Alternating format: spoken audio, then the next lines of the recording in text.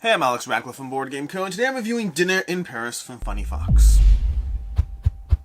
Dinner in Paris is a 2 to 4 player restaurant building game with slight tableau elements, a dash of polyomino, but only adjacently, and it's a game which you're going to be taking 2 actions every single turn as you try to build up your restaurant and terrace presence on this board. See, on this board over here, you're going to have the center board. Right now we are on the 2-player side of the table. This is 2 sides to it for a 3 to 4 player game as well. What you're going to be doing is you're trying to build out restaurants, terraces, and get a little bit of control in order to score as many points as possible in the game. You're going to be scoring points through a variety of things, from the objectives you have over here. There's going to be objectives you're going to have throughout the course of the game that you can have in a public area or your own private objectives as well. You're also going to get points for building out terraces. You'll see over here, whenever you see that little black number circled in red, that's going to be a bunch of points. So as you build up more and more terraces, you'll get points. You'll also get points for a goal card. There's going to be several goal cards that are put down. This is an objective card. You're going to have several goal cards that you can be put down a goal card over here where you'll get majority points for doing things correctly based on the goal card. And that's basically what's going on in the engine you have over here. As far as the actual turn structure, the turn structure is going to involve you drawing an ingredient card. Every single turn, you're going to draw an ingredient card from over here. And then after you draw an ingredient card, you take 2 actions from 4 possible actions. The actions you can take are you can draw more ingredient cards. You can go ahead and say, you know what, I drew this, let's say I drew this one over here, and then as I go through my turn, I'm going to go ahead and draw this one, and then I'll also go ahead and draw, you know what, let's go ahead and draw this one over here. So on your turn, you can start drawing ingredient cards. You can draw multiple ingredient cards as you go through the game. The second action you can take is you can go ahead and build terraces. Well, let's cover building restaurants first. You can build a restaurant in the game. Building a restaurant involves grabbing one of these restaurants, which you can see the costs for each restaurant on your own individual player board over here. But for example, let's say I wanted to build, let's say I want to build the grill over here. By returning the potatoes, tomatoes, the pasta, and the veggies over there, and the steak, I don't know why I said veggies, I can go ahead and build the grill, grabbing the grill, and placing the grill down onto an edge of the board. I'm going to go ahead and look around the edge, and I'll put a grill down somewhere, as well as my own individual marker showing that I am the owner of this grill. So that's going to be the second action you can take. You return ingredients to the supply, and you go ahead and build out a restaurant. The third action you can do, and this action is the only action that's limited to once per turn, is you can build terraces. The way that works is you're going to have an income marker in the game. In fact, the income starts on 1, but additionally, when you build the grill is going to bump your income by 2, as well as being worth 5 points. There's only 2 of us in the game for all players to share, so you have to be mindful of that. But I'll go ahead and bump my income by 2 when I build the grill, and now that I have an income of 2, I can go ahead and build 3 income worth of terraces. The way income works in this game is that income's not really income in a traditional sense, rather it's your allowance to build terraces every single turn. If you use it, great. If you don't use it, you lose it. So you want to try to be mindful of taking that action every turn to build terraces, or else you're going to lose a whole bunch of points. So you're going to go ahead. To be clear, losing points means losing opportunity to spend points, to get points. So what you're going to do is, now that I have 3 income, I'm going to look at the terraces for the grill. They cost 3 starting off the bat, and as you move further along the track, they'll go to 4, then 5, then 7. Different terraces for different regions start with different costs, as low as 1 apiece, moving all the way up to 12 at the very, very high end for the most expensive terrace. I'm going to grab one terrace, I'm going to put it out over here, and that terrace is worth 3 points, and I've started to expand my presence on the board. That terrace over here, you can see it's worth 3 points, and as next turn, on my next turn, let's go ahead and fast forward to my next turn. I again take a card to start off, so I'm going to grab this card, and then when I'm done taking that card, I will go ahead and choose my 2 actions. This time round, I'll grab an extra coin card, and we'll explain why in a second, and we'll put down a thing, and then I'll go ahead and build terraces. I'll go ahead again, I'll grab this and put this down, and now because I've built the second terrace, I'll go ahead and increase my income marker by 1. Building terraces is not worth just points, it's also going to slowly increase your income marker, making it easier for you to build more and more terraces in the game. The next turn, I'll go ahead and take my actions. This time I'll draw a coin card, and then again, I'll draw another coin card for my second action, and this time, now for my third action, I'm going to again build a restaurant, I'm going to build a terrace, but this time, I'm going to go ahead, and you can build as many terraces as you can afford in a single action. So since these cost 3 and my income's currently at 4, I'll go ahead and spend the first 3 to build this one down over here, and then the second one, after that, I don't only have 1 left, but I can use 2 coins to temporarily augment my income in order to be able to go and close that difference and build another one down, and there we go. So those are the core actions you're taking every single turn. There's one action we haven't gotten to yet, but the core actions you're taking is the first thing you do every turn is you draw an ingredient card, which could be a money or could be an ingredient used to buy a restaurant. The second action you can take is you can build a restaurant, paying the ingredients necessary, putting the restaurant on the board, and augmenting your income.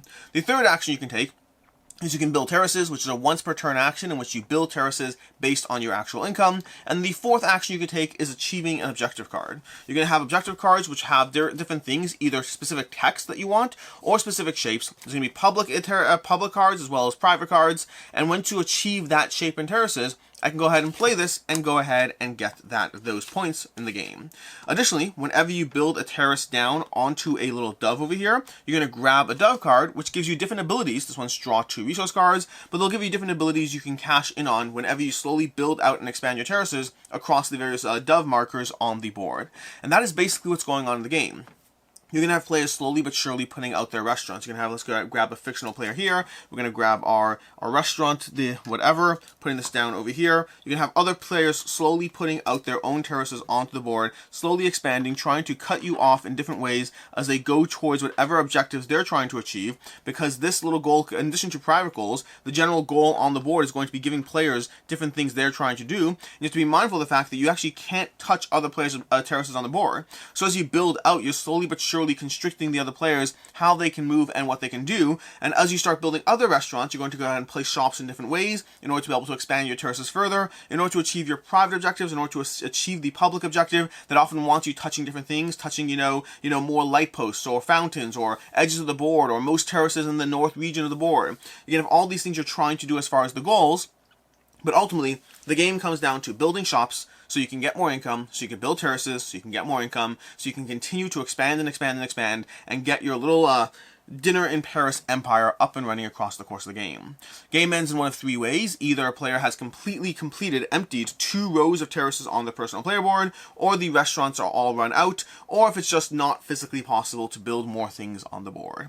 And that is basically Dinner in Paris, which brings us to the review, starting off with ease of play. Rulebook's fairly short to get into. Basic sequences on your turn. There's a free draw, and then from there, 2 actions. For the most part, rules are pretty clear. Game time comes in, depends on the player count. Game time comes in, I'd say, as short as like 40 minutes for a 2-player game, and can go to an hour plus for 3 or 4 players.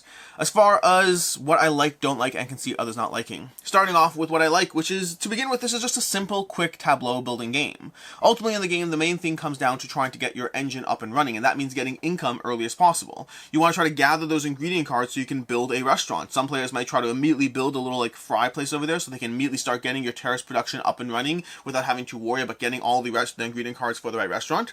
Other players are going to try to sit there and say, you know what, I want to try to build one of the bigger restaurants to be able to, skip the first few turns, sure, but then immediately on turn 4 or 5, start with a nice 4 or 5 income boost and be able to start immediately putting more terraces on the board. There's a few pathways as far as what you're trying to do, but ultimately you want to get your restaurant and your income up as soon as possible so you can start daisy chaining into more terrace building, because that is the core of the game. The core of the game is trying to get your terraces out to achieve just the chunks of points they're going to give you, to achieve the general goal in place, and then possibly your own private goals as well.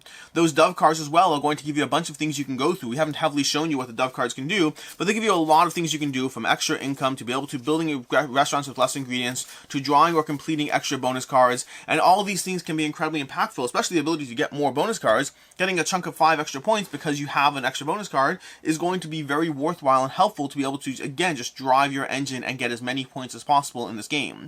And they're also going to be cutting off and controlling other players. As you vie for control of different points, both your own private objectives as well as the public board, you're going to be slowly encircling and enclosing other players in this game, trying to cut them off to be able to stop their access. This is a game where it's not intentionally mean in and of itself, but it is often beneficial to try to be constrictive, to try to close down someone else's expansion in this game, to limit the ways and opportunities they have to grow. And so those opportunities, as you try to enclose them and circle them off, is going to give you another drive as far as what you're trying to do. Are you trying to go for those expensive terraces that are worth a ton of points? Or do you just want the ability to be able to build a ton of small ones, because then you can quickly encircle your opponent and stop them from being able to distribute their restaurant empire in the game. Overall, it's fun to build things up. It's fun to build your tableau, to vie for those different goals, to get in each other's way. It's a lot of simple, quick, easy tableau building in Dinner in Paris. As far as what I don't like, starting off with the fact that setting up your terraces on this board over here is annoying. These are tiny little chits that are just hard to get in, and it's not like the end of the world, but you literally have to just place a ton of little things into this board every single time you play. The setup every single time is... It's not hard, but it's an extra few minutes of just slowly just placing down tile to tile in this board to be able to line up your terraces. Additionally, I almost kind of wish this were a polyomino game. The way the terraces kind of expand, you end up creating these polyomino shapes on the board, but you can just place them however you want. So it almost feels like when you're playing Dinner in Paris that there is a polyomino puzzle in place when there's really not much. Past the objective cards you're going for, where you want to create a polyomino shape, you can basically do what you want as far as how you structure your pieces. And so it feels like a polyomino engine to this could have given it an extra level of strategy and things to consider. In reality, it kind of just makes me want to be a polyomino game without it actually being a polyomino game. And then lastly, it is on the lighter side. Not necessarily a bad thing in and of itself, but this falls very squarely in the vein of Ticket to Ride, in the sense that there's a lighter engine going on here, a simple, compelling puzzle with a degree of meanness that you might not expect from something in that range, which is not necessarily a problem in and of itself, but I do prefer a little bit more, I would say in games of this genre, I prefer things that are a bit heavier. As far as what I can see others not liking, first of all, it can be mean. I mentioned this already, and it doesn't bother me. For me, meanness in games, as long as it ties in nicely to the strategy, to me it's just part of the engine. But especially when you compare a game that is on the lighter side with an extra dose of meanness as you try to cut people off and stop them from being able to grow, because that is one of the ways you can try to win while actually helping you. I mean, this is not a game where you have to sacrifice to be mean. That's a different story entirely. This is a game where it benefits you to be mean. It benefits you to actually enclose other players off and stop them from getting in the way of your goals, but that might make it a game which is not for you. Additionally, the income versus spending can be a bit confusing. The concept of having an income every single round, which really doesn't really represent your income so much as your allowance for that turn, an allowance which is lost if you don't spend it, that concept I find is always confusing to teach new players. It takes a second to be like, so this is the amount of money I get every turn? No, it's not. That's just the amount you can spend every single turn. So you have this resource allocation. It's a budget, effectively. It's not, if you use it or lose it, it's up to you, but I find players do struggle with that for a bit.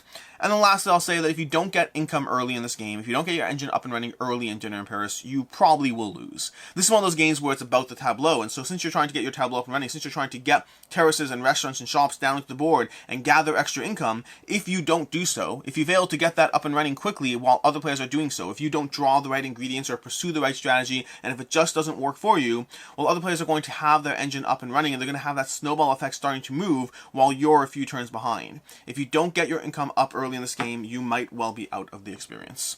As far as final thoughts on Dinner in Paris, I like this one. I like this game, but with the caveat that I like it with it being on the lighter side.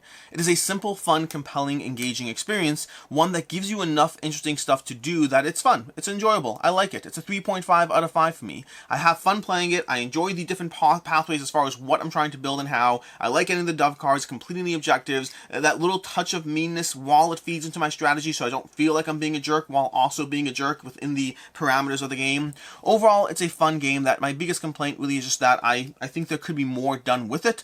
It's on the lighter side, but it's simple, fun, and compelling.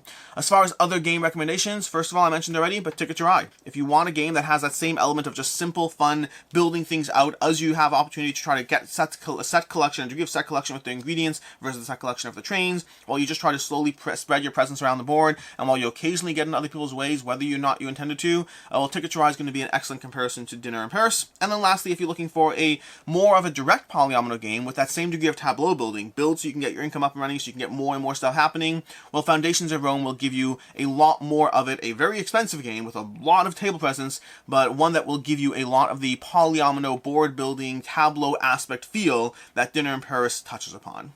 In any case, and until next time, I'm Alex Radcliffe from Board Game Co. I hope you enjoyed this video, and as always, I hope you have a good one.